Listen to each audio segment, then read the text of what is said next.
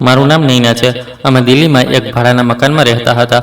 તે ભાડાનો રૂમ ખૂબ નાનો હતો, પણ તે લોકો અમારી પાસેથી ઓછું ભાડું લેતા હતા, તેથી અમે ત્યાં જ પોતાનું ગુજરાન ચલાવતા હતા। અમારા પપ્પા દિવસભર રિક્ષા ચલાવતા, તેનાથી જ અમારું ઘર ચાલતું હતું। અને મારી માં ઘરમાં જ સિલાઈનું કામ કરતી હતી। ઘરમાં ઘણી ગરીબી હતી, પણ એક સમય સુધી મને એવું લાગતું હતું કે ગરીબીથી મોટું દુઃખ બીજું કોઈ નથી હોઈ શકતું। પછી મને ખબર પડી કે માણસનો લોભ તો ગરીબીથી પણ વધારે ખતરનાક હોય છે।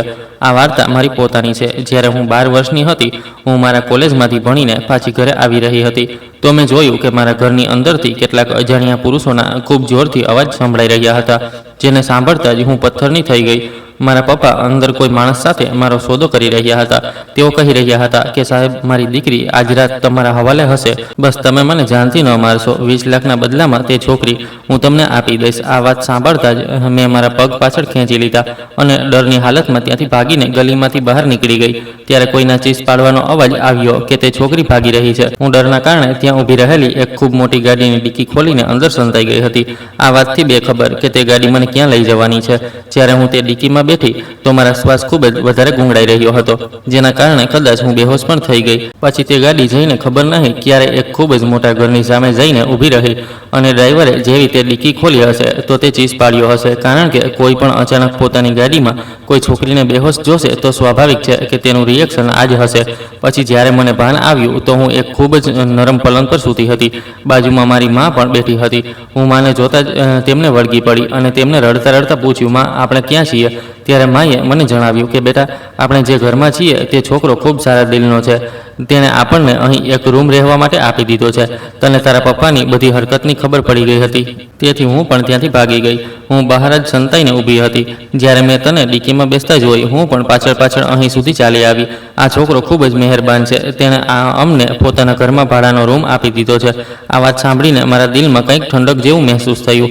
હું માને કહેવા લાગી, પણ માં, આપણે અહીંનું ભાડું કેવી રીતે આપીશું? તરુણ, જેની ઉંમર 30 વર્ષની હતી, તે શહેરનો એક ખૂબ જ સફળ પણ નરમ દિલનો ઇન્સાન હતો। માં મને હોશમાં આવતી જોઈને ખૂબ વધારે પ્રેમ કરવા લાગી। ક્યારેક મારો ગાલ ચૂમતી, ક્યારેક કપાળ। મારી માં મને ખૂબ વધારે પ્રેમ કરતી હતી, અને પપ્પા રિક્ષા ચલાવતા હતા। તેમના મગજમાં હર વખત એ જ રહેતું કે આપણી ગરીબી ક્યારે ખતમ થશે, આપણે ક્યારે આગળ વધીશું, ક્યાં સુધી આમ જ બધું ચાલતું રહેશે। તેઓ આયે દિન કોઈના કોઈની પાસેથી ઉધાર લેતા રહેતા, પણ હવે તો હદ થઈ ગઈ હતી। પપ્પાએ શહેરના સૌથી મોટા ગુંડા તેજા શેઠ પાસેથી લાખો રૂપિયા કરજ લઈ રાખ્યું હતું, જેને પાછો લેવા માટે તેજા શેઠના માણસો આજે અમારા ઘરે હાજર હતા, અને પપ્પા તેમની સાથે મારો સોદો કરી રહ્યા હતા। આ બધી વાતો મારા મગજમાં ચાલી રહી હતી, અને મારી આંખો ખૂબ જ વધારે ભારે થઈ રહી હતી। શરીર તૂટી રહ્યું હતું, આખા શરીરમાં ખૂબ વધારે દર્દ મહેસૂસ થઈ રહ્યું હતું। મારી આંખો પણ ધૂંધળી થઈ રહી હતી, અને આ ઘર મારા માટે બિલકુલ અજાણ્યું હતું। મને અહીં ડર પણ લાગી રહ્યો હતો, ખબર નહીં કોણ ક્યારે આવીને આપણને ડંખ મારી જશે। જ્યારે મારા પોતાના પપ્પા મારી સાથે આવું કરી શકે છે, તો કોઈ બીજા પર શું ભરોસો કરી શકાય? મારું રડવું જ અટકતું ન હતું। હું માને ગળે લગાવીને બસ રોયા જ કરતી હતી। મારા મગજમાં તે ગુંડાઓના અવાજો ઘૂમી રહ્યા હતા, જે પપ્પાને ધમકીઓ આપી રહ્યા હતા। માં મને ખૂબ છુપાવવાની કોશિશ કરી રહી હતી, પણ હું ચૂપ ન થઈ શકી, કારણ કે મારાથી મારા આંસુઓ પર કંટ્રોલ જ નહોતો થઈ રહ્યો। પણ ત્યારે જ તરુણ પોતાના રોબદાર અંદાજમાં અંદર દાખલ થયો। તેની તેજ નજર પહેલા મારા પર પડી, પછી મારી માં પર। તે કહેવા લાગ્યો, હવે કેવી છે તબિયત એમની? તો માં જલ્દીથી ઉઠીને ઊભી થઈ ગઈ હતી। હા, હવે ઠીક છે બેટા, ખૂબ ખૂબ અહેસાન છે તમારો અમારા પર। તમે અમને પોતાના ઘરમાં રહેવાની જગ્યા આપી, નહીં તો હું એકલી મારી દીકરીને લઈને ક્યાં જાત? અરે કોઈ વાત નહીં આંટી, માં તેની સાથે સારી રીતે વાત કરી રહી હતી, પણ હું ડરના માર્યા માની પાછળ સંતાઈ ગઈ। મારામાં તો હવે કોઈ પણ માણસ પર ભરોસો કરવાની હિંમત જ બચી નહોતી। તરુણે કદાચ મારો ડર મહેસૂસ કરી લીધો હતો, તેથી તે પણ વધારે વાર રૂમમાં ન રોકાયો।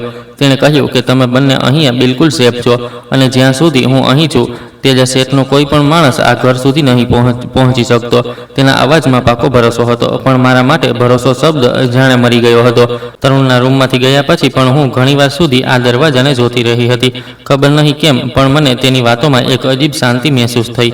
તે માણસ ખરાબ નહોતો, બસ થોડો સખત લાગ્યો હતો। તે રાતે મને ઊંઘ તો ન આવી, પણ આજે ઘણા દિવસો પછી પહેલીવાર મને એવું લાગ્યું હતું કે કદાચ હવે કોઈ દરવાજો તોડીને મને ખેંચીને અહીંથી નહીં લઈ જાય। હું અહીંયા સેફ છું, આ વાતની રાહત મને અંદર મહેસૂસ થઈ રહી હતી। પછી બીજા દિવસે સવારે જ્યારે મારી આંખ ખુલી તો મેં આજુબાજુ જોયું, પણ માં મારી પાસે નહોતી। માને પોતાની પાસે ન જોઈને હું ગભરાઈ ગઈ. માં એકદમ ક્યાં જતી રહી? હું જલ્દીથી ઉઠી અને રૂમમાંથી બહાર ગઈ. બધી જગ્યાએ જોયું અને જ્યારે હું ડાઇનિંગ ટેબલ તરફ ગઈ તો ત્યાં થોડી પળ માટે રોકાઈ ગઈ, જાણે હું પથ્થરની થઈ ગઈ. તે ઘર ઘણું મોટું હતું, સફેદ દિવાલો, મોટા મોટા કાચ અને ચારે બાજુ બિલકુલ અજીબ શાંતિ છવાયેલી હતી. ન વધારે અવાજ, પણ ત્યાં એક શાંતિ હતી. ત્યારે મારી નજર માં પર પડી, જે ડાઇનિંગ ટેબલ પર બેઠી હતી અને તેમની સામે તરુણ પણ બેઠો હતો. મને જોતા જ માએ મને પ્રેમથી અવાજ દીધો, નૈના બેટી આવ, ચાલો નાસ્તો કરી લો. હું ધીરે ધીરે પગલે ચાલતી તેમની પાસે પહોંચી અને માની બાજુમાં બેસી ગઈ, પરંતુ મારી નજરો હજી પણ નમેલી હતી. ત્યારે તરુણ કદાચ મારો ડર સમજી ગયો હતો, તેથી તેણે મારાથી વધારે કોઈ સવાલ જવાબ નહોતા કર્યા. અત્યાર સુધી પણ નાસ્તો કરવાની વચ્ચે તેણે મને અચાનક પૂછ્યું કે તું ભણે છે? મેં ધીમેથી હામાં માથું હલાવ્યું અને કહ્યું કે જી, કોલેજનું મારું છેલ્લું વર્ષ ચાલી રહ્યું છે. સારું, કયો સબ્જેક્ટ છે? તેમણે પૂછ્યું તો હું બોલી કે જી, BCom. તો તેમણે માથું હલાવ્યું. Good, very interesting. ત્યાર પછી થોડીવાર શાંતિ રહી. મને એવું લાગી રહ્યું હતું કે કદાચ હવે વાત ત્યાં જ ખતમ થઈ ગઈ. તે મારાથી હવે કોઈ વાત નહીં પૂછે. પણ ત્યારે જ તેણે પાણીનો ગ્લાસ ટેબલ પર મૂકતા મને ઓફર આપી કે જો તું ઈચ્છે તો મારી ઓફિસમાં કામ કરી શકે છે. મને એક કર્મચારીની જરૂર પણ છે. તે પોસ્ટ હું તને આપી દઈશ. મેં હેરાનીથી પહેલીવાર તેની તરફ જોયું. ડરવાની જરૂર નથી. તેણે શાંત અવાજમાં મને આ વાત ફરીથી કહી. તારે બસ ફાઇલોને મેનેજ કરવી પડશે અને તારા ભણતરમાં પણ કોઈ પરેશાની નહીં આવે. તું તારું ભણતર આરામથી કન્ટિન્યુ કરી શકે છે. મને એક વાત સમજાતી નહોતી કે આ એક અજાણ્યો ઇન્સાન અમારા માટે આટલું બધું કેમ કરી રહ્યો છે. પહેલાં તો તેણે અમને પોતાના ઘરમાં રહેવાની જગ્યા આપી, તે વાત ઠીક છે. તેણે અમને પોતાના ઘરમાં ભાડાનો રૂમ આપ્યો, પણ હવે પોતાની જ ઓફિસમાં મને જોબ ઓફર કરવાનો શું મતલબ? પણ આટલા દિવસો પછી પહેલીવાર મારામાં આશા જેવી કોઈ કિરણ પેદા થઈ હતી. પોતાની વાત પૂરી કર્યા પછી તરુણ ત્યાંથી જતો રહ્યો, પણ હું હજી પણ આ વિચારમાં ડૂબેલી હતી. પછી મેં માને ધીમેથી અવાજ દીધો અને તેમને કહ્યું કે તમને શું લાગે છે માં, મારે તેમની વાત માનવી જોઈએ કે નહીં? તો માં થોડીવાર માટે ચૂપ રહી. કદાચ તે પણ એ જ વિચારી રહી હતી કે શું નિર્ણય સાચો હશે. તો મેં ગભરાયેલા અવાજમાં કહ્યું કે આપણે તેમને જાણતા પણ નથી માં. જો તે પણ બાકીના લોકો જેવા નીકળ્યા તો પછી? આ કહેતા મારો અવાજ ધ્રુજી રહ્યો હતો અને માં એકદમ મારી પાસે આવી અને મારા હાથ પકડીને મને જોવા લાગી. તેમણે મારા બંને હાથોને પ્રેમથી હળવેથી દબાવ્યા અને બોલી, બેટા, દરેક ઇન્સાન એક સરખો નથી હોતો, પણ હવે તો મોકો ખુદ ચાલીને તારી પાસે આવ્યો છે. બેટા, નોકરીની તો આપણને જરૂર છે ને, અને આપણે અહીં રહી રહ્યા છીએ તો આપણે ભાડાના પણ તો પૈસા આપવા પડશે. બાકીના પણ ખર્ચ છે, તે બધું કેવી રીતે પૂરું થશે? હું સિલાઈ તો કરું છું, પણ મારા પૈસાથી આટલું નહીં થઈ શકે. તેથી તારે પણ કંઈક વિચારવું જોઈએ. મારી આંખો ભરાઈ આવી હતી. પછી હું માને બોલી, પણ મમ્મી, પપ્પા પણ તો આપણા પોતાના હતા ને, તેમણે શું કર્યું તમે જોયું છે ને? આ સાંભળતા જ મારી માની આંખોમાં પણ દર્દ ઉભરી આવ્યું. તેમણે મને તરત જ ગળે લગાવી લીધી અને બોલી કે તારા પપ્પા ખરાબ નહોતા બેટી, બસ તે લોભ અને ડરની આગળ મજબૂર થઈ ગયા. તેમની આ વાત પર મેં કોઈ જવાબ ન આપ્યો, પણ સાચું કહું તો હવે મને સંબંધોથી ખૂબ જ વધારે ડર લાગવા લાગ્યો હતો. માએ ધીમેથી મારા ચહેરાને ઉપર કર્યો અને બોલી, જો નિર્ણય તારે જ કરવાનો છે, પણ મને તરુણ બેટા ખોટો નથી લાગતો. જો તેનો ઈરાદો ખરાબ હોત તો તે આપણને અહીં ક્યારેય પણ ન રાખત. હું ચૂપચાપ તેમની વાતો સાંભળી રહી હતી. અને ક્યાં સુધી આપણે ડરીને સંતાતા જ રહીશું? માએ હળવા અવાજમાં કહ્યું, તારે ફરીથી તારી જિંદગીની શરૂઆત કરવી પડશે નૈના બેટી. તેમની વાત સાંભળીને હું ઊંડા વિચારમાં પડી ગઈ. કદાચ માં પણ સાચું કહી રહી હતી. જો હું હંમેશા ડરતી જ રહી તો પછી તેજા શેઠ આપણાથી જીતી જશે. માં સાથે વાત કરી લીધા પછી હું મારા રૂમમાં જતી રહી હતી અને થોડીવાર સુધી શાંત બેસી રહી. પોતાના હાથની આંગળીઓને મસળતી વિચારતી રહી. સચ્ચાઈ તો એ હતી કે મને નોકરીથી વધારે ડર તરુણથી લાગી રહ્યો હતો. તે ખરાબ તો નહોતો, પણ હવે મને કોઈ પણ માણસની સચ્ચાઈ પર જલ્દીથી ભરોસો નહોતો થઈ શકતો. માં પણ કદાચ મારા મનની હાલત સમજી ગઈ હતી. તેમણે મને ધીમેથી કહ્યું, બેટી, હજી આપણી પાસે પોતાના કહેવા માટે કંઈ પણ નથી. ન તો ઘર છે, ન પૈસા, અને ન જ કોઈ સહારો છે. જો ઉપરવાળાએ કોઈને આપણી મદદ માટે અહીં મોકલ્યો જ છે તો હર વખત શંકા કરવી પણ ઠીક નથી હોતી. આ વાત પર મેં ધીમેથી માં તરફ જોયું હતું. પણ માં, જો પછી કંઈક ખોટું થઈ ગયું તો? માં તરત બોલી, જો કંઈક ખોટું લાગ્યું તો આપણે તે જ વખતે અહીંથી જતા રહીશું. માએ મારી વાત વચ્ચે જ કાપી નાખી હતી. હું તને ફરી કોઈ મુસીબતમાં નહીં પડવા દઉં બેટી. હું પણ તો તારું સારું જ ઈચ્છું છું. તેમની વાત સાંભળીને મારા દિલને થોડી તસલ્લી મળી. સાંજ સુધી હું આવા જ વિચારમાં ખોવાયેલી રહી હતી. ક્યારેક તો મને લાગતું કે માં બિલકુલ ઠીક કહી રહી છે, અને ક્યારેક ડર પાછો મારામાં ચીસ પાડવા લાગતો. રાતે પાણી પીવા માટે હું રૂમની બહાર નીકળી હતી તો જોયું કે હોલની લાઇટ હજી પણ ચાલુ હતી. તરુણ સોફા પર બેઠો હતો, લેપટોપમાં કંઈક કામ કરી રહ્યો હતો. તેના ચહેરા પર હળવી થકાવટની રેખાઓ સાફ દેખાઈ રહી હતી. હું પાછી તેને જોઈને જવા લાગી, પણ ત્યારે જ તેમનો અવાજ આવ્યો, નૈના સાંભળ. હું રોકાઈ ગઈ અને કહ્યું કે જી. તે મારાથી બોલ્યા, શું થયું? ઊંઘ નથી આવી રહી? મેં કહ્યું કે જી, બસ પાણી પીવા માટે આવી હતી. તો તેણે લેપટોપ બંધ કરી દીધું અને કહ્યું, ડરો નહીં, આરામથી બેસો, મારે તમારાથી કંઈક વાત કરવી હતી. હું થોડી ખચકાઈ રહી હતી, પણ પછી તેના કહેવા પર સામે જઈને સોફા પર બેસી ગઈ. થોડી પળ અમે બંને બિલકુલ ચૂપ રહ્યા. પછી તેણે ધીમા અવાજમાં અમારાથી પૂછ્યું કે હા, તે કંઈક વિચાર્યું મારી ઓફિસ વિશે? મેં તને જોબ ઓફર આપી હતી તો મેં નજરો ઝુકાવી લીધી. મને સમજમાં નહોતું આવી રહ્યું. હજી સુધી હું કંઈ નિર્ણય નથી કરી શકી. તો તે બોલ્યા, સારું, સમજમાં નથી આવી રહ્યું. મેં હિંમત કરીને પહેલીવાર મારા મનની વાત કહી દીધી. તમે અમારા માટે આટલું બધું કેમ કરી રહ્યા છો? તમે તો અમારા માટે અજાણ્યા છો ને? તો મારી વાત સાંભળીને તે કંઈ સેકન્ડ માટે ચૂપ થઈ ગયો. પછી હળવું સ્મિત કર્યું, પણ તેની સ્માઇલમાં પણ ક્યાંક કોઈ દર્દ છુપાયેલું હતું. તે બોલ્યો, નૈના, દરેક મદદ પાછળ કોઈ મતલબ હોય એવું જરૂરી તો નથી હોતું ને? જ્યારે તેણે મને આ વાત કહી તો આ વાત સીધી મારા દિલમાં ઉતરી ગઈ હતી. હું તેને જેવું વિચારી રહી હતી તે તેવો બિલકુલ પણ નહોતો. થોડી વાર સુધી હું ચૂપ રહી. આજે મને તેની સામે તેનાથી ડર નહોતો લાગી રહ્યો, પણ મેં ધીમેથી જવાબ આપ્યો, જો હું તમારી ઓફિસમાં કામ કરીશ તો મને કંઈ આવડતું પણ તો નથી. તરુણ હળવું સ્મિત આપી દીધું. તું બીકોમ કરી રહી છે ને? તો મેં ધીમેથી માથું હલાવ્યું કે જી. તે બોલ્યા, હા, તને બેઝિક કામ શીખવામાં વધારે સમય નહીં લાગે. બાકીનો સ્ટાફ તેને મદદ કરી દેશે. તેની વાતોમાં એક અજીબ સાદગી હતી. ન તો તેમાં એવું લાગી રહ્યું હતું કે તે કોઈ અહેસાન જતાવતો હોય, અને ન જ મને તેની નજરો કંઈક અજીબ લાગી. આ જ વસ્તુ મને સૌથી વધારે અલગ અને સારી લાગી રહી હતી. પછી હું ખચકાતા બોલી, સારું, અને ભણતરનું શું થશે? તો તેને જવાબ આપ્યો કે હા, તે પણ સાથે સાથે ચાલુ રહેશે. હું નથી ઈચ્છતો કે તારું ભણતર વચ્ચે જ અટકે. આટલું સાંભળતા જ મારી આંખો હળવી ભરાઈ ગઈ, કારણ કે મારા પોતાના પપ્પાએ ક્યારેય મારા ભણતરને આટલું જરૂરી નહોતું સમજ્યું. હું તો ભણતર મારી મરજીથી કરી રહી હતી, અને મારા ભણતરનો ખર્ચ મારી માં જ ઉઠાવતી હતી. કદાચ તરુણે મારી આંખોની નમી જોઈ લીધી હતી, તેથી તેણે વાત બદલી દીધી. વળી ડરવાની જરૂર નથી. ઓફિસમાં તને કોઈ પણ પરેશાન નહીં કરે. તો મેં હળવા અવાજમાં પૂછ્યું કે બધા લોકો તમારાથી આટલા ડરે છે કેમ? આ સાંભળીને તે થોડીવાર માટે મને જોવા લાગ્યો. પછી સોફાથી ટેક લગાવતો બોલ્યો, કારણ કે લોકો ફક્ત ઇન્સાનનું નામ જુએ છે, તેનું અસલી કારણ નથી જોતા. મને તેની વાત બરાબર સમજાય નહીં, પણ એવું લાગ્યું જાણે તેની અંદર પણ કોઈ એવું દર્દ છુપાયેલું છે જેના વિશે તે કોઈને નથી જણાવતો. ત્યારે અચાનક મારી નજર તેના હાથ પર ગઈ. તેના કાંડા પર હળવો જૂનો જખમ દેખાઈ રહ્યો હતો. કદાચ તેણે નોટિસ કરી લીધું હતું કે હું તેના હાથને જોઈ રહી છું. તો તેણે એકદમ પોતાની આસ્તીન નીચે કરી લીધી. ચાલો, મોડું થઈ ગયું છે, તું પણ જઈને સૂઈ જા. આના પર હું ધીમેથી ઊભી થઈ, પણ રૂમ તરફ જતા ખબર નહીં કેમ મારા પગ ખૂબ ભારે લાગી રહ્યા હતા. બીજા દિવસે સવારે હું જલ્દીથી ઉઠી ગઈ. ખબર નહીં કેમ મારી આંખ પોતાની જાતે જ જલ્દી ખુલી ગઈ હતી. નહીં તો હું આટલી જલ્દી ઉઠી નહોતી શકતી. મારા મનમાં એક અલગ જ ગભરાટ થવા લાગી, સાથે જ જિજ્ઞાસા પણ. માએ મારાથી કહ્યું કે બેટા, આજે તારી નોકરીનો પહેલો દિવસ છે. પોતાનું ખૂબ ધ્યાન રાખજે અને દરેક કામ ખૂબ સારી રીતે કરજે. તો આ વાત પર મેં હળવું સ્મિત આપી દીધું, પણ મારા સ્મિતમાં તે મીઠાશ નહોતી જે પહેલાં હતી. તરુણ મને પોતે જ ઓફિસ સાથે લઈ ગયો. કારમાં બેઠા બેઠા આખો રસ્તો હું ચૂપ રહી હતી, પણ આ ખામોશી મને પહેલાં જેવી અનકમ્ફર્ટેબલ ન લાગી. ઓફિસ પહોંચતા જ હું થોડીવાર ત્યાં જ રોકાઈ ગઈ અને ઓફિસની બિલ્ડિંગને ધ્યાનથી જોવા લાગી. ત્યાંની બિલ્ડિંગ, ગ્લાસ ડોર અને અંદર આવતો જતો સ્ટાફ. મને અચાનક એવું લાગવા લાગ્યું કે હું અહીંયા ફીટ જ નહીં બેસી શકું. ક્યાં હું અને ક્યાં આ ઓફિસ? ત્યારે તરુણે મારી તરફ જોયું. શું થયું નૈના? તો મેં હળવું માથું હલાવી દીધું, કંઈ નહીં. પછી અમે અંદર ગયા. ઓફિસની અંદર મને એક નાની ડેસ્ક આપવામાં આવી. ત્યાં એક છોકરી મારી પાસે આવી, પ્રિયા, જે મને બેઝિક કામ સમજાવવા લાગી હતી. આજે મારો પહેલો દિવસ હતો.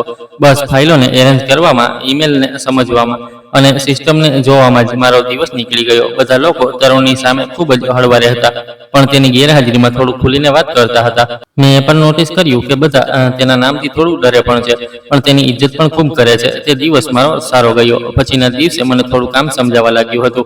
હું ફાઇલો પોતે જ એરેન્જ કરવા લાગી. ત્યારે પાછળથી અવાજ આવ્યો કે આ ફાઇલ ખોટા ઓર્ડરમાં લગાવવામાં આવી છે. તો હું ચોંકી ગઈ અને મેં પાછળ જોયું તો મારી પાછળ તરુણ ઊભો હતો, અને હું જલ્દીથી કહેવા લાગી કે સારું, સોરી, હું હમણાં ઠીક કરું છું. તેણે બસ એક નજર મારા પર નાખી અને કહ્યું, આરામથી કામ કર, પણ સાચું કામ કર. ડરવાની અને ગભરાવાની બિલકુલ પણ જરૂર નથી. તેણે મને દાંટી નહીં, પણ મને કરેક્ટ કરી, અને આ જ વસ્તુ મને થોડી કન્ફ્યુઝ કરી રહી હતી. એમ જ લંચનો ટાઈમ થઈ ગયો. લંચ ટાઈમ પર પ્રિયાએ મારી સાથે થોડી ઘણી વાતો કરી, અને તે મને પૂછવા લાગી કે તું બોસને પહેલાથી ઓળખે છે? તો મેં જવાબ આપ્યો કે નહીં, બસ હમણાં જ હાલમાં. તો પ્રિયાએ માથું હલાવી દીધું. સારું, ઓકે.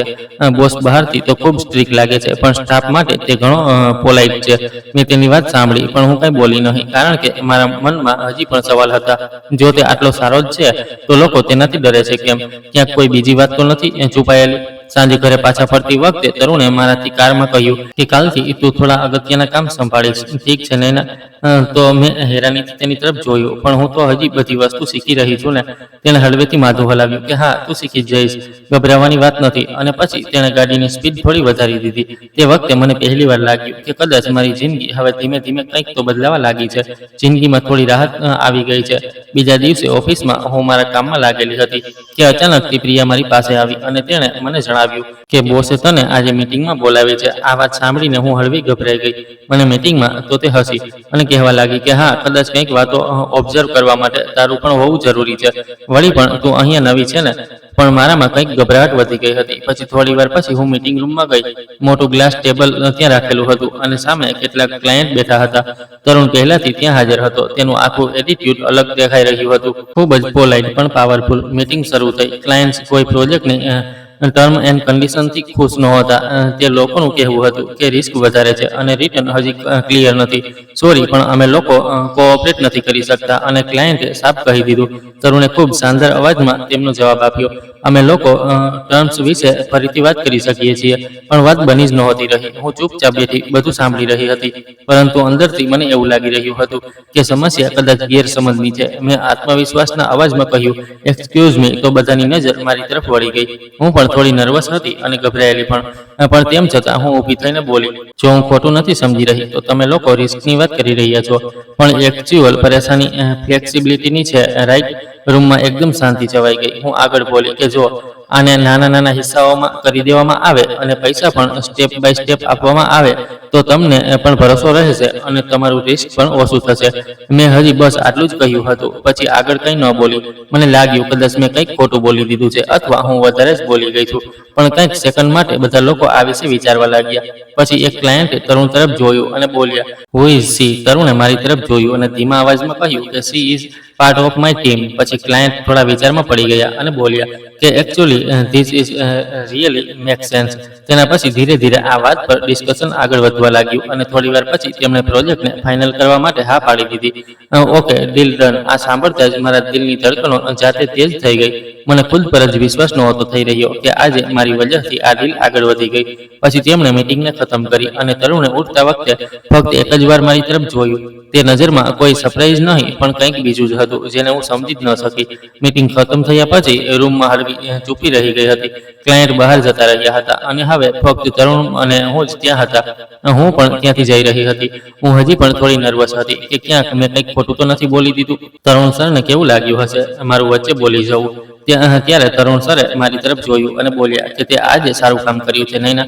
તેનો અવાજ ખૂબ જ નોર્મલ હતો, પણ પહેલી વાર મને તેમાં થોડી સોફ્ટનેસ, એક અલગ જ ફિલિંગ મહેસૂસ થઈ.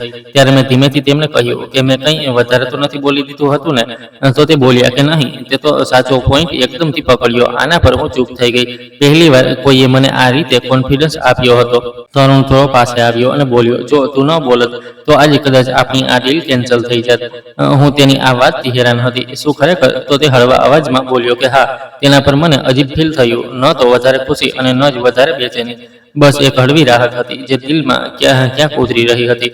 મેં ધીમેથી કહ્યું કે મને તો ખુદ પર જ વિશ્વાસ નથી થઈ રહ્યો. મેં એકદમ ઊભા થઈને આટલું બધું બોલ્યું. તે ક્ષણે તરુણે મારી તરફ જોયું. તેના ચહેરા પર એક સ્માઇલ હતી. ત્યારે તેણે ધીમેથી કહ્યું કે તારી ધીરે ધીરે ખુદ પર ભરોસો કરવાનું શીખવું પડશે નૈના. તું એક ખૂબ જ ટેલેન્ટેડ અને કાબિલ છોકરી છે. મેં તેની વાત સાંભળી અને આ વખતે ડર વિના માથું હલાવી દીધું કે જી ઠીક છે. ઓફિસમાંથી બહાર નીકળતી વખતે હું થોડું તેજ ચાલી રહી હતી. આજનો દિવસ મારા માટે ઘણો ભારે હતો અને મારું દિમાગ હજી પણ આ મીટિંગમાં જ અટવાયેલું હતું. અને મારી પાછળથી તરુણ પણ આવી રહ્યો હતો. અચાનકથી સીડીઓ પાસે મારો પગ લપસી ગયો અને હું એકદમથી લસડી ગઈ. હજી હું પડી જ જાત કે પાછળથી અવાજ આવ્યો, નૈના સંભાળીને. અને તરુણે એકદમ આગળ વધીને મને પડવાથી બચાવતા પકડી લીધી. મારા બંને હાથ તેના ખભા ઉપર હતા અને હું એક પળ માટે મારું બેલેન્સ બિલકુલ ખોઈ ચૂકી હતી. દિલની ધડકણો ખૂબ તેજ થઈ ગઈ હતી. હું ગભરાઈ ગઈ હતી. તરુણે મને પડવા ન દીધી. તેણે મને એકદમથી બચાવી લીધી. તું ઠીક છે ને? મેં ધીમેથી હામાં માથું હલાવી દીધું. મારા હાથ હજી પણ તેની પકડમાં જ હતા. પહેલી વાર તેના આટલા નજીક આવીને તેના હાથને પકડવાનો અહેસાસ મારા દિલની ધડકણોને તેજ કરી ગયો હતો. થોડી વાર માટે તો અમે બંને ત્યાં જ ઊભા રહી ગયા અને એકબીજાની આંખોમાં આંખો નાખીને જોઈ રહ્યા હતા. તે મારી તરફ જોઈ રહ્યો હતો અને હું તેની તરફ. તે પળમાં એક અજીબ શાંતિ અને સલામતીનો અહેસાસ હતો. પછી તરુણે મને ધીમા અવાજમાં કહ્યું, નૈના ધ્યાન રાખ. હજી વાગી જાત તો? મેં પહેલી વાર તેની આંખોમાં ડર વિના જોયું અને હળવા અવાજમાં કહ્યું કે મને બચાવવા માટે આભાર. પછી તેણે પોતાનો હાથ મારા હાથ ઉપરથી હટાવી લીધો. તે ક્ષણે કંઈક બદલાઈ ગયું હતું. મને તેના પર ભરોસો વધવા લાગ્યો અને બીજી તરફ મને આ વાતનો કોઈ અંદાજ નહોતો કે મારા ઘરના સંજોગો મારી પીઠ પાછળ કેટલી મોટી ષડયંત્રનો હિસ્સો બની ચૂક્યા હતા. મારા પપ્પા જે હજી સુધી મને એવું લાગતું હતું કે તે મને બચાવવાની કોશિશ કરનારા ઇન્સાન છે, પણ હવે તે જ પોતાની મજબૂરીમાં એક ખૂબ મોટો ઘૃણાસ્પદ નિર્ણય કરી ચૂક્યા હતા. તેજા શેઠની હવેલીમાં ભારે શાંતિ છવાયેલી હતી.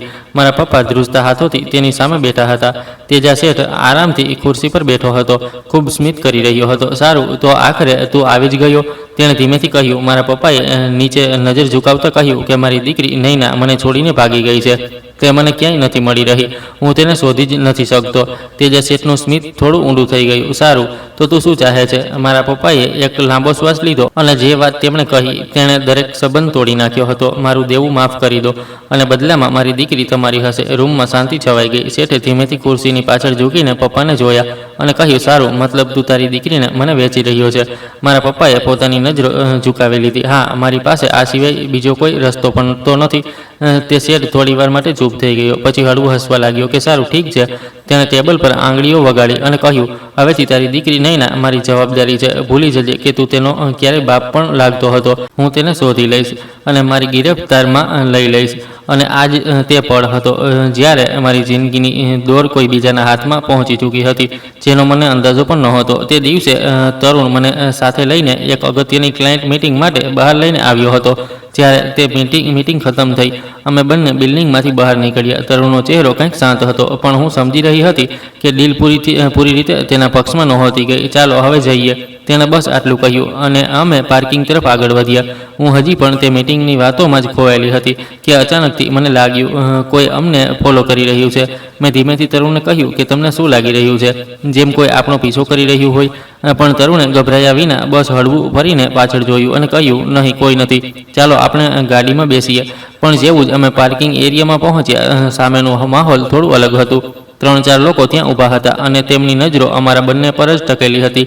તરુણે તેમને જોતા જ પોતાના પગ પાછળ રોકી લીધા અને મને અંદરથી ડર લાગવા લાગ્યો હતો. તેમાંથી એક માણસ આગળ આવ્યો અને બોલ્યો કે તરુણ સાહેબ, તમને પહેલાં પણ સમજાવવામાં આવ્યું હતું ને કે આ છોકરીથી દૂર રહેજો. પણ તરુણે શાંત અવાજમાં કહ્યું, હું નથી જાણતો તમે લોકો કઈ વાત કરી રહ્યા છો. બીજો માણસ હળવું હસ્યો. તેજા શેઠને તને જવાબ આપવો સહેલો નહીં હોય. આ નામ સાંભળતા જ મારા આખા શરીરમાં ડરની લહેર દોડી ગઈ. તરુણે એકવાર મારી તરફ જોયું અને સીધા હાથથી મને પાછળ કરી દીધી. આ બિઝનેસથી બહારની વાત છે. હા, તો અમારો રસ્તો છોડો, તેણે સખત અવાજમાં કહ્યું. પણ તે લોકો રસ્તા પરથી ન હટ્યા. અચાનકથી એક માણસ થોડો આગળ વધી ગયો અને તે તરુણ ઉપર હાથ ઉપાડવાનો જ હતો કે તરુણે તેનો હાથ પકડી લીધો.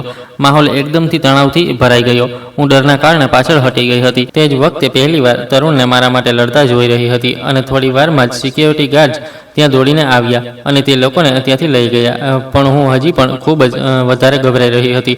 મારા દિલની ધડકનો ખૂબ તેજ થઈ ચૂકી હતી. મને સમજમાં નહોતું આવી રહ્યું કે આ બધું અચાનકથી શું થવા લાગ્યું છે. તરુણે ચૂપચાપ ગાડીનો દરવાજો ખોલ્યો અને કહ્યું કે બેસી જા. હું કાંઈ પણ બોલ્યા વિના બેસી ગઈ. પછી ગાડી ચાલવા લાગી, પણ હું પૂરી રીતે ખામોશ અને ડરી ગયેલી હતી. આ બધું પહેલાં ક્યારેય નહોતું થયું. મેં ન ઈચ્છવા છતાં પણ કહ્યું. તરુણ સ્ટીરિંગ પર નજર રાખતા બોલ્યો, કેટલાક લોકો ડિઝર્વ નથી કરતા. તેનો અવાજ ખૂબ હળવો હતો, પણ તેમાં સિરિયસનેસ સાફ મહેસૂસ થઈ રહી હતી. હું બારીમાંથી બહાર જ જોતી રહી. દિલ હજી પણ થોડું તેજ ધડકી રહ્યું હતું. પછી તેણે કહ્યું, આજથી તું એકલી ક્યાંય પણ નહીં જાય. મેં તેની તરફ જોયું. અને ઓફિસનું શું? તો તેણે જવાબ આપ્યો, ઓફિસ તો મારી સાથે જ આવે છે અને જાય છે ને. તે સિવાય તું ક્યાંય પણ એકલી નહીં જાય. તેના અવાજમાં શક્તિ નહોતી, પણ હમદર્દી અને કદાચ અનકહ્યો પ્રેમ દેખાઈ રહ્યો હતો. પછી ઘરે પહોંચીને જોયું તો માં બહાર જ ઊભી હતી. જેવું જ તેમણે મારો ચહેરો જોયો તો તરત સમજી ગયા કે કદાચ કંઈક થયું છે. તે એકદમ બોલી, બેટી, શું થયું? તું ગભરાયેલી લાગી રહી છે. કોઈ વાત થઈ છે શું? હું કંઈક બોલવાની જ હતી કે તરુણે એકદમ શાંત અવાજમાં કહ્યું, અરે આંટી, ગભરાશો નહીં. કેટલાક લોકો આવ્યા હતા, પરેશાન કરી રહ્યા હતા, પણ હવે વાત સંભાળી ગઈ છે. ડરવાની જરૂર નથી. મેં પણ જલ્દીથી કહ્યું કે હા, કંઈ નથી થયું માં, હું ઠીક છું. તમે પરેશાન ન થાવો. અંદરથી હું કદાચ હજી ઠીક નહોતી, પણ માને તસલ્લી આપવા માટે આ વાત કહી દીધી. પછીના કેટલાક દિવસ તો શાંતિથી પસાર થઈ ગયા હતા, પણ તે શાંતિમાં પણ કંઈક અજીબ હતું, જેમ કોઈ તોફાન આવતા પહેલાં હવા રોકાઈ જાય છે. તરુણ હવે ઓફિસમાં મને વધારે વાર એકલો નહોતો છોડતો અને મા પણ મારા માટે પરેશાન રહેતી હતી. તેથી હું તેમને વધારે કોઈ વાત નહોતી જણાવતી, જેથી તેમને ડર ન લાગે અથવા તે મારા માટે વધારે પરેશાન ન થાય.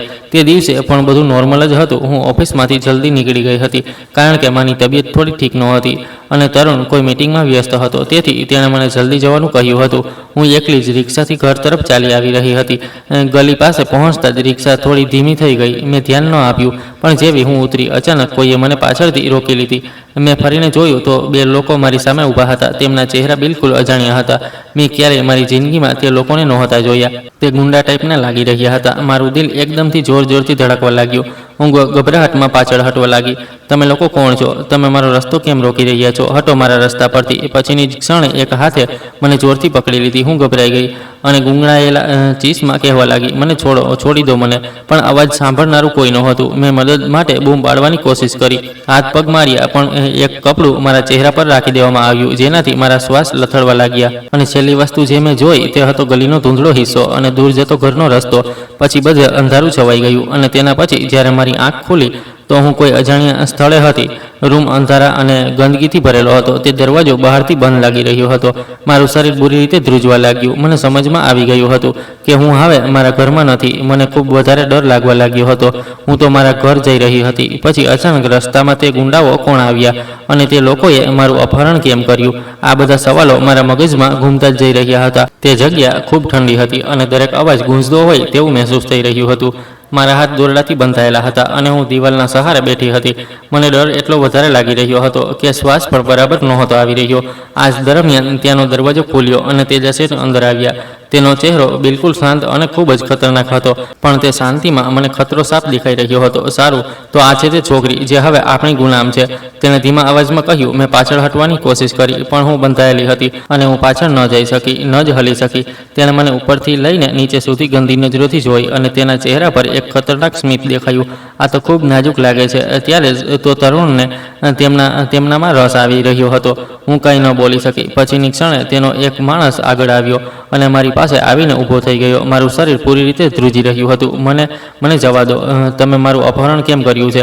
મેં તમારું શું બગાડ્યું છે ભલા? તેણે હળવું માથું હલાવ્યું. તારા પપ્પાએ તને ખુદ જ મારી પાસે મોકલી છે, તો હવે પાછા જવાનું વિચારવું પણ નહીં. આ સાંભળતા જ હું અંદરથી કંઈક તૂટી ગઈ હતી. સમય વીતતો જઈ રહ્યો હતો. મારી ગભરાહટ વધતી જ જઈ રહી હતી.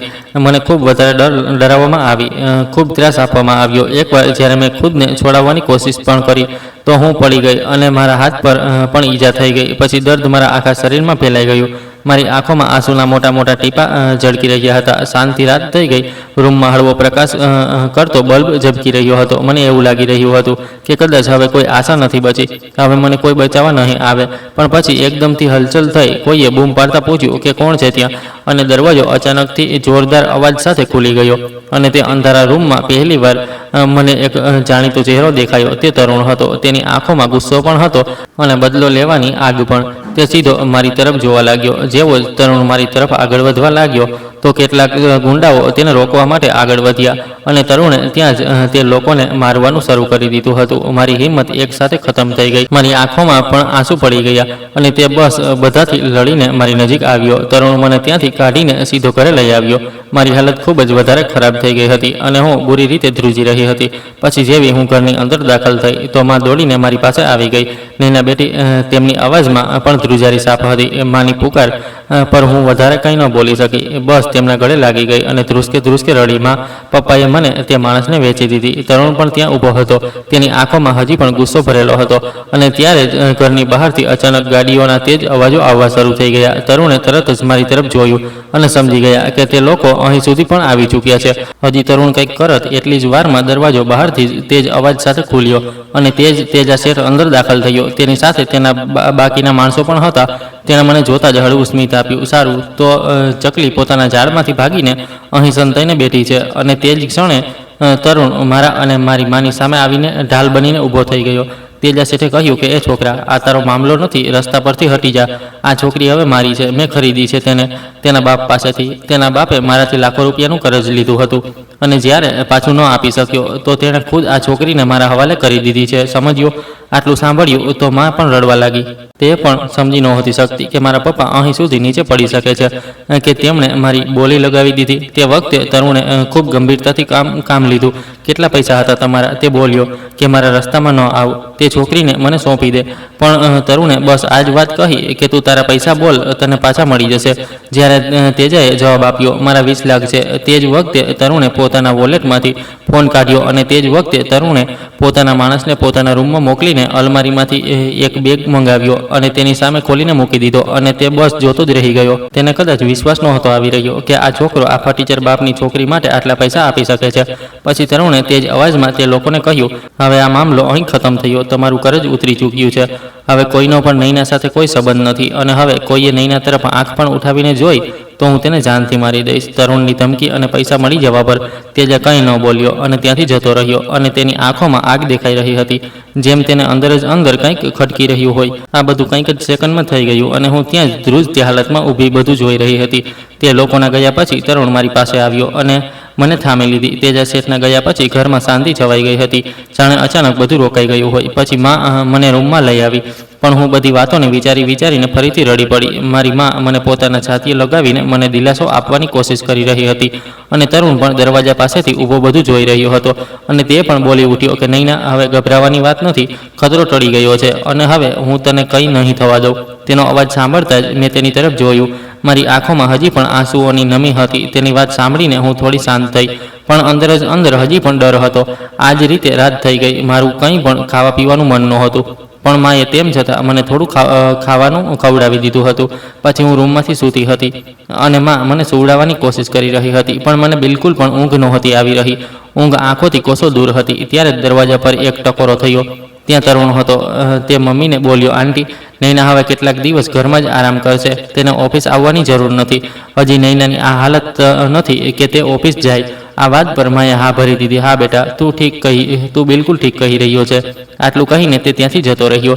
તેના આ નિર્ણયમાં મારા માટે ચિંતા સાફ મહેસૂસ થઈ રહી હતી. પછી કેટલાક દિવસ હું ઓફિસ ન ગઈ, ઘરમાં આરામ કર્યો, મા સાથે સમય વિતાવ્યો અને જ્યારે તરુણ ઘરે આવતો તો તેની હાજરીમાં શાંતિ મહેસૂસ કરી.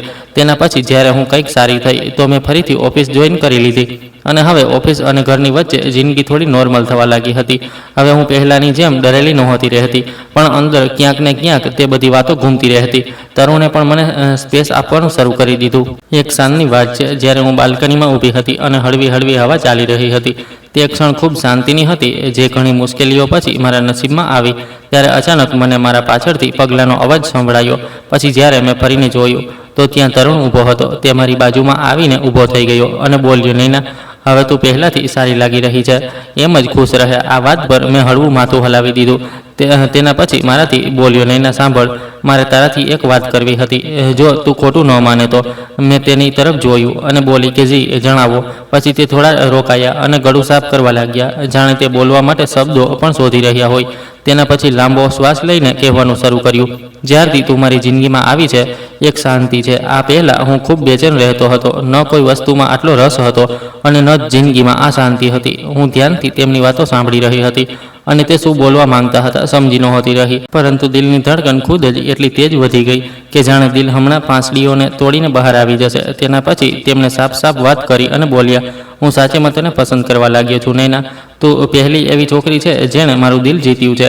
તું મારા માટે ખૂબ ખાસ છે. આ સાંભળીને હું ખામોશ થઈ ગઈ અને નજરો ખુદ જ નીચી થઈ ગઈ. સમજાતું નહોતું કે હવે મારે શું બોલવું જોઈએ, પણ આટલું બોલી દીધું કે મને થોડો સમય જોઈએ. તો તરુણે પણ સ્મિત આપ્યું અને કહ્યું કે હા, કોઈ વાતની ઉતાવળ નથી અને ન જ હું હજી તારાથી જવાબ માંગી રહ્યો છું. બસ તને મારા દિલની વાત કહી રહ્યો છું.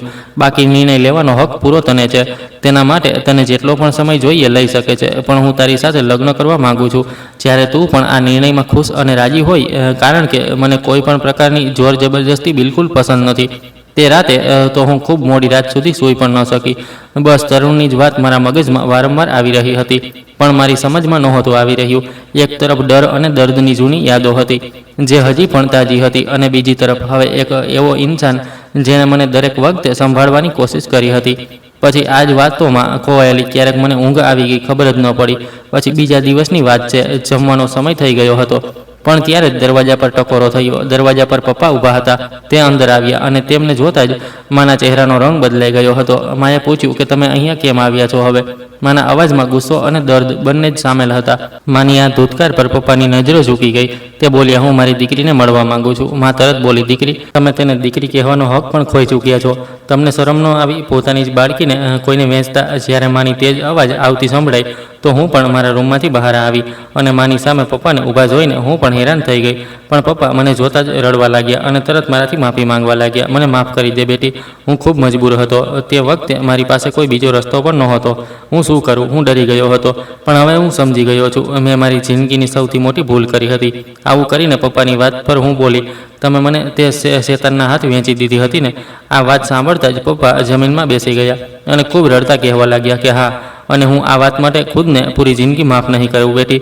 આના પર ફક્ત એટલું બોલી કે તમે મને તોડીને રાખી દીધી છે અને આ તૂટન એકદમ ભરવી સહેલી નથી, અને ત્યાંથી પોતાના રૂમમાં ચાલી આવી. માએ પણ પપ્પાને માફ નહોતા કર્યા. સાંજના વખતે તરુણ જ્યારે ઓફિસથી ઘરે પાછા ફર્યા તો મારી પાસે આવ્યા અને મારા હાલચાલ પૂછ્યા, જે દરમિયાન મેં તેમને તેમના પ્રપોઝલનો જવાબ આપ્યો. મેં તેમને હા કહી દીધી હતી અને મારા પ્રેમનો પણ ઇઝહાર તે દિવસે જ કરી દીધો. આ વાત સાંભળીને તરુણના ચહેરા પર ખિલખિલાટ ભર્યું સ્મિત આવી ગયું અને હું બોલી, મને એક એવો જ ઇન્સાન જોઈતો હતો જે મને મારાથી પણ વધારે સમજે. તમારામાં મને તે ઇન્સાન દેખાય છે. બસ તે જ ક્ષણે રૂમમાં ખુશહાલીની ખુશ્બુ ફેલાઈ ગઈ. તે ક્ષણ પછી ઘરનું માહોલ કંઈક બદલાઈ ગયું હતું. બધું પહેલાં જેવું ડર અથવા ટેન્શનથી ભરેલું નહોતું. હું મારા રૂમમાં બેઠી ઘણીવાર વિચારતી રહેતી કે હું આ શું ઈચ્છું છું. પપ્પા કંઈક દિવસ પહેલાં આવ્યા હતા. તેમની વાતોની અસર હજી પણ મારામાં હતી, જેના પર મને ગુસ્સો પણ હતો અને ક્યાંક ને ક્યાંક એક થકાવટ હતી. હવે બસ મારી પાસે હતી. તે હંમેશા મારો સાથ આપતી આવી હતી અને હંમેશા મારી ઢાલ બની રહી. સાચા ખોટાનો નિર્ણય લેતા શીખવ્યો. તરુણના વ્યવહારમાં પણ હવે પહેલાંથી ખૂબ વધારે સોફ્ટનેસ અને આદર આવી ગયો હતો. એક સાંજે ઓફિસની જલ્દી ઘરે આવી તો માં રસોડામાં જ હતી. પછી તેમને મળીને હું રૂમમાં જઈને આરામ કરવા લાગી કે ત્યારે જ દરવાજા પર હળવો ટકોરો થયો. મેં દરવાજો ખોલ્યો તો ત્યાં તરુણ ઊભો હતો અને તે આવીને મારાથી પૂછવા લાગ્યો કે આજે તું જલ્દી કેમ આવી ગઈ હતી? શું થયું? કોઈ વાત તને પરેશાન કરી રહી છે શું? તો મેં હામાં માથું હલાવી દીધું. હા, બસ મને કંઈક થકાવટ થઈ રહી હતી. તો તે બોલ્યો, સારું, તારી તબિયત તો ઠીક છે ને? ચાલો ડૉક્ટર પાસે જઈએ. આના પર મેં ધીમેથી કહ્યું કે હા, ઠીક નથી, ડૉક્ટર પાસે જવાની જરૂર નથી. તમે ટેન્શન ન લેશો. પણ ખબર નહીં, હું ખૂબ વધારે જ વિચારી રહી છું. આ વાત પર તે પહેલાં તો ચૂપ થયો, પછી બોલ્યો કે શું વાત છે? તું આટલું વધારે ઓવર થિંકિંગ કેમ કરી રહી છે? પછી મેં કહ્યું કે તમારાથી તે દિવસે મેં જે પણ વાત કહી હતી મને તે બધું સમજમાં આવી રહ્યું છે, પણ મા સાથે વાત કરવી પડશે. તેણે કંઈ ન કહ્યું, બસ મારી વાતને સાંભળતો રહ્યો. તરુણ પણ પોતાના કામમાં વ્યસ્ત રહેતો હતો અને હું મારું ભણતર પણ સાથે સાથે કરી રહી હતી. પણ હવે એક વસ્તુ બદલાઈ ગઈ. હવે તે મારો હમસફર બનવાનો હતો. એક દિવસ અમે બંને ઓફિસમાં હાજર હતા અને ખૂબ જ તેજ વરસાદ થઈ રહ્યો હતો. મારા ફ્રી અવર્સમાં હું બારી પાસે ઊભી વરસાદ જોઈ રહી હતી. ત્યારે મારી પાસે તરુણ આવીને ઊભો થયો અને પૂછવા લાગ્યો કે શું થયું? તને વરસાદ ખૂબ પસંદ છે? મેં કહ્યું કે જી, ખૂબ. અને તમને? તો તે બોલ્યો કે હા, મને પણ વરસાદ ખૂબ વધારે પસંદ છે. તેમાં એક અલગ જ શાંતિ હોય છે, દિલને ઠંડક અને રાહત મળે છે. તેમના જવાબ પર હું પણ હસી પડી. ને પછી જ્યારે ઓફિસ બંધ થવાનો સમય થયો તો અમે બંને સાથે જ કારમાં ઘરે પાછા આવ્યા. અમે બંને કારમાં બેઠા હતા અને વરસાદ સતત જ થઈ રહ્યો હતો. હું બારીમાંથી બહાર જોઈને ખુશ થઈ રહી હતી. હવે અમે બંને સાચેમાં એકબીજા સાથે ખૂબ વધારે કમ્ફર્ટેબલ થઈ ચૂક્યા હતા. મારે મા સાથે પણ આ વિશે વાત કરવી જ હતી. તેથી જ આજે સાંજે મેં મા સાથે તરુણ વિશે વાત કરી. માને કહ્યું કે મા, મારે તમારી સાથે કંઈક વાત કરવી છે. તેમણે મારી તરફ જોયું અને કહેવા લાગી, હા બેટી, બોલ. મેં કહ્યું કે મા, તરુણ સારા ઇન્સાન છે ને? તો તેણે પણ હસી અને હા, આ વાત તો હું પહેલાંથી જ જાણું છું બેટા. તે ખૂબ જ સારો ઇન્સાન છે. તેણે આપણને દરેક મુસીબતમાં બચાવ્યા. મેં માને જણાવ્યું કે માં, અમે બંને એકબીજાને પસંદ કરીએ છીએ. તરુણ મારી સાથે લગ્ન કરવા માંગે છે. મારી વાત સાંભળીને માં ખુશ થઈ ગઈ અને મારી તરફ જોઈને બોલી, તું શું ચાહે છે નૈના? તો મેં તેમને ધીમેથી કહ્યું કે માં, હું પણ તેમને પસંદ કરું છું અને મને તેમની સાથે લગ્ન કરવામાં કોઈ વાંધો નથી, પણ તમારી મરજી પણ તો જરૂરી છે. આના પર માએ જવાબ આપ્યો કે હા બેટી, મને પણ આ લગ્નમાં કોઈ વાંધો નથી. માની અમારા લગ્નની મરજીને સાંભળ્યા પછી કેટલાક દિવસોમાં જ અમારા લગ્ન સાદી રીતે થઈ ગયા. હું તરુણની દુલ્હન બની, પણ જ્યારે તૈયાર થઈ તો મારું મન થોડું ભારે હતું, પણ દિલમાં શાંતિ હતી. તરુણે મને જોઈ અને મારી તારીફ કરી. તે બોલ્યા કે આજે તો તું મારી દુલ્હન લાગી રહી છે, અને એમ અમે બંને દિલથી ખુલીને હસી પડ્યા. મિત્રો, આશા કરું છું કે તમને અમારી વાર્તા પસંદ આવી હશે. વાર્તા પસંદ આવી છે તો વિડીયોને લાઇક કરો, ચેનલ પર નવા છો તો ચેનલને સબસ્ક્રાઈબ કરો, અને હા, નોટિફિકેશન બેલને જરૂર દબાવો જેથી આગામી અપડેટ સૌથી પહેલાં તમને મળે. આભાર.